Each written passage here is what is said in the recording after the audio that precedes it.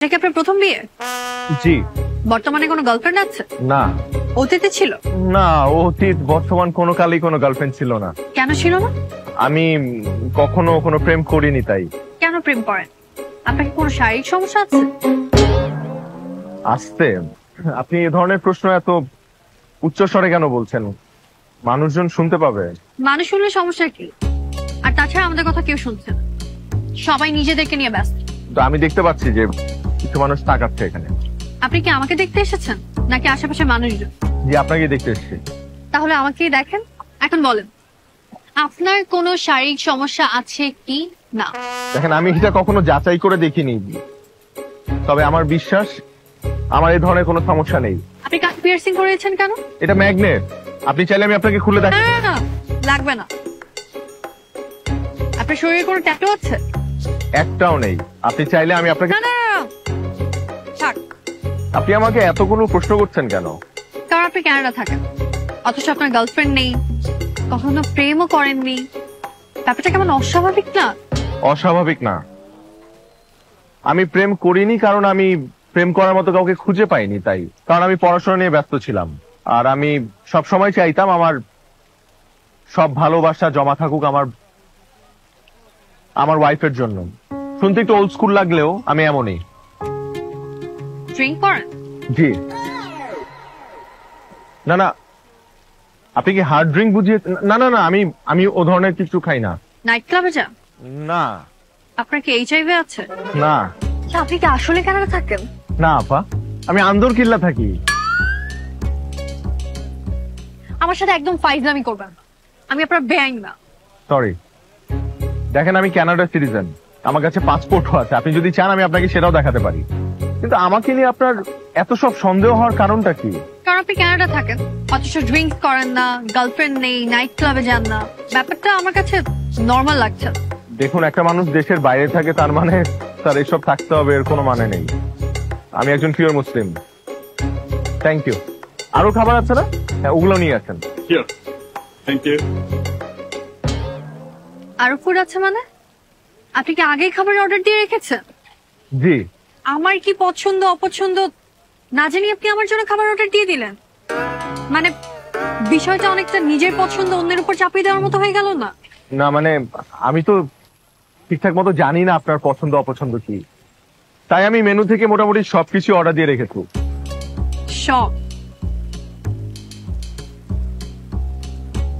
সব খাবার অর্ডার দেওয়ার বিষয়টিও আমার পছন্দ হলো, কারণ এইটা একদিকে অর্থের অপচয়, আর অন্যদিকে আপনার নিজেকে জাহির করার একটা চেষ্টা। মানে আপনি এটা শো অফ করতে চাচ্ছেন যে আপনার অনেক টাকা, তাই তো? আমি এখন উঠবো। কেন খাবেন না? এতগুলো খাবার অর্ডার দিলাম। না, আমার খেতে ইচ্ছে করছে, আপনি খান। এত খাবার আমি একা খাবো? যতটুকু পারেন ততটুকু খান। আচ্ছা ঠিক আছে, আমি ট্রাই করছি, কিন্তু একটা রিকোয়েস্ট করি, আমি যতক্ষণ খাবো অ্যাটলিস্ট ততক্ষণ আমার পাশে বসে থাকা যায়? না, আমার একটা ল্যাব ক্লাস আছে। আমি আপনাকে পৌঁছে দিই?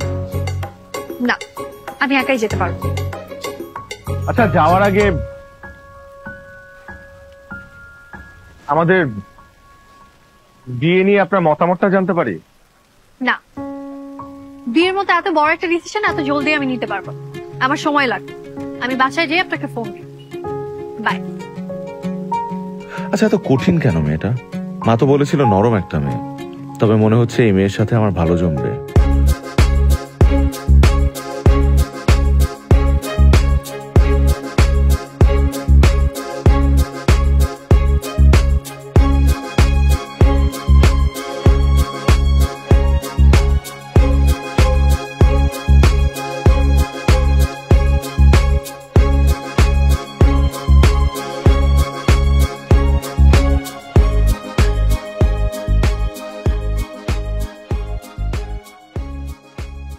চাচি, দুপুরে কিছু খেয়েছেন? এখনো কিছু খাই নাই। এখনো খাননি? তাহলে চলেন, আজকে দুপুরে আপনি আমার সাথে খাবেন। না না, ভয়ের কিছু নেই। একটু আগে দেখলেন না একটা মেয়ে খুব রেগে রিকশায় চলে গেল, সেটা আমার হবু বউ। আমার উপর খুব রাগ করেছে, কিন্তু আমি জানি না কেন রাগ করেছে। আমরা দুজন মিলে রেস্টুরেন্টে অনেক খাবার অর্ডার দিয়েছিলাম একসাথে খাবো, কিন্তু খাওয়া হয়নি। আসেন, আপনি খাবেন আমার সাথে, আসেন আসেন।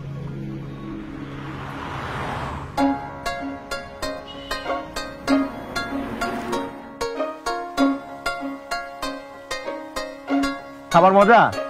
খুব মজা। আর কিছু খাবেন চাচি? না, পেট একেবারে টুমটুমা বইরা গেছে গা। তাহলে একটু দোয়া করে দিয়েন। দোয়া করি বাবা, মেলা বড় হও। না, আমি একা না, মানে আমাদের দুজনের জন্য দোয়া করে দিয়েন। আমি আর ঋতু বৌমা, আর ঋতু বৌমার মনটা যাতে একটু নরম হয়ে যায়, এটা একটু দোয়া করে দেন আল্লাহর কাছে। আচ্ছা আল্লাহ, তুমি লিতু বৌমার মনটা নরম কইরা দিও। লিতু না ঋতু। আবার কোন লিতুর মন নরম হয়ে যায়? ঋতু বৌমার লিতু বৌমার, না না, ঋতু। লিতু। বুঝছি, আপনি লিতুই বলেন, শুধু আল্লাহর কাছে বললেন যে লিতু বৌমার মন নরম হয়ে যাতে বিয়ের জন্য রাজি হয়ে যায়। আল্লাহ, লিতু বৌমা জানি বিয়াতে রাজি হয়ে যায়, হ কইয়া দেয়। আমিন আমিন। চাচি, হ্যাঁ, আপনার বৌমা যদি রাজি হয়ে যায় বিয়েতে, তাহলে আপনি, আমি আর আপনার বৌমা মিলে এখানে এসে একদিন লাঞ্চ করব অথবা ডিনার করব। হ্যাঁ, ওই দিন কি আমার স্বামীর আনুম? হ্যাঁ, অবশ্যই আনবেন স্বামীরে। কি ব্যাপার, এত রাতে ফোন দিলেন যে? না মানে অনেক রাত হয়ে গেছে না, সরি। আসলে আপনার তো ফোন দেওয়ার কথা ছিল, বাসায় গিয়ে আপনি বলেছিলেন, তাই ফোন দিচ্ছিলেন না, অস্থির লাগছিল, তাই অস্থিরতায় কিছু না চিন্তা করেই ফোন দিয়ে বসলাম। কিছু মনে করবেন না। আচ্ছা, এবার বলুন হ্যাঁ নাকি না? কিসের হ্যাঁ না? আপনি না বললেন যে আপনি এত জলদি সিদ্ধান্ত নিতে পারবেন না, আপনি বাসায় গিয়ে ফোন করবেন, জানাবেন, মানে আমাকে বিয়ে করবেন কিনা। একদিনে কারোর সাথে দেখা করে কয়েক মিনিট কথা বলে কি বোঝা যায় যে সে কেমন মানুষ? আমার আপনার সাথে আরো দেখা করতে হবে, আপনাকে বোঝার জন্য, আপনাকে জানার জন্য। আচ্ছা, তাহলে কাল দেখা করি। সম্ভব না, আমার কালকে খুবই ইম্পর্টেন্ট একটা এক্সাম আছে। এক্সামের পর? সরি, সময় হবে না। আর কালকে দেখা করার কি দরকার? দেখুন, আমি মাত্র 28 দিনের জন্য আসছি, অনলি ফর 28 ডেজ। তো এর মধ্যে যদি আমরা দেখা না করি, আপনি আমার সাথে কথা না বলেন, আমাকে না চেনেন, না বোঝেন, তাহলে আপনি সিদ্ধান্ত নেবেন কি করে? আচ্ছা, আপনার এক্সাম কয়টায় কালকে? সকাল 10টায়। গ্রেট। আপনি তো ঢাকা মেডিকেল কলেজে পড়েন, রাইট? জি। শোনেন, আমি এখন রাখবো, আমাকে ঘুমাতে হবে। তবে হ্যাঁ, আপনাকে থ্যাঙ্কস। থ্যাঙ্কস কেন? আমি চলে আসার পর যে ওই অসহায় মহিলাকে নিয়ে খাবারগুলো খেয়েছেন, সেটার জন্য থ্যাঙ্কস। এই কি আপনি জানলেন কি করে? আপনি দেখেছেন পাশের টেবিলে 2টা ছেলে আর একজন ভদ্র মহিলা আপনাকে সারাক্ষণ দেখছিল।